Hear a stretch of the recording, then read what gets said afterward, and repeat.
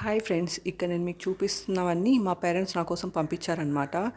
వడియాలు, చింతపండు ఇవన్నీ ఇయర్లీ ఫ్రెష్గా చేసినవే బాగుంటాయి. లాస్ట్ ఇయర్ మా హస్బెండ్ వాళ్ళ అమ్మ పంపించిందనమాట. ఈ ఇయర్ అయితే పంపివ్వలేదు. సో రసం అయితే అస్సలు బాగాలేదు అంటే మా అమ్మ పంపించింది. నేనైతే వద్దని చెప్పాను. అలానే వడియం వేయకోకుండా పోపు పెట్టి వేస్తానంటే కూడా పర్లేదని పంపించారనమాట.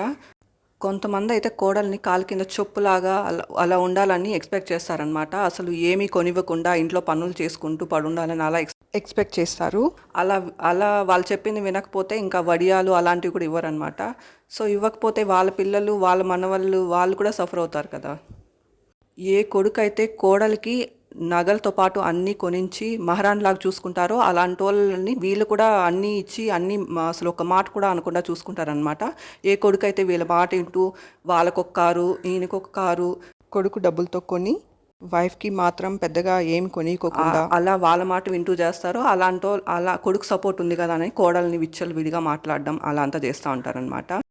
ఈవెన్ ప్రెగ్నెన్సీ అప్పుడు 8th మంత్లో కూడా కష్టపడి వీళ్ళకే ఇచ్చింది అదంతా కూడా ఏమీ గుర్తుండవన్నమాట వాళ్ళకి.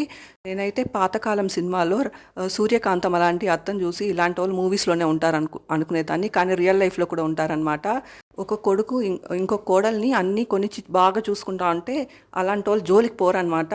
ఏ కొడుకు అయితే వింటాడో అలాంటి కొడుకు ఫ్యామిలీ పైన పెత్తనం జలాయించాలని చూస్తారనమాట.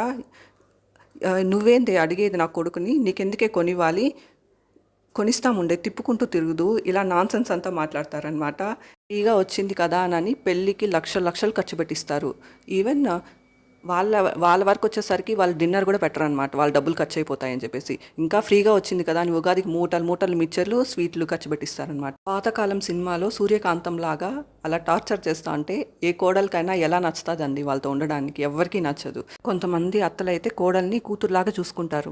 కోడలు కొడుకు బాగుంటే ఆనందిస్తారు, ఇంకా ఎదుగుతున్నారు కదా అని ఆనందిస్తులాగా చూసుకునే అత్తలు అయితే చాలా మంది ఉన్నారనమాట. నాకు అలాంటి అత్త కానీ దొరికిందంటే అసలు సోఫా పైనే కూర్చోబెట్టి ప్లేట్లోకి వేసుకువెళ్ళి అసలు కాలు కింద పెట్టనీకోకుండా చూసుకునేదాన్ని. కానీ సూర్యకాంతం లాంటి అత్తలకైతే నాకైతే అస్సలు నచ్చదనమాట.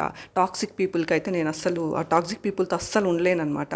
ఎంత దూరంగా ఉంటే అంత మంచిదనిపిస్తుంది నాకైతే. Thank you for watching my video. Thank you.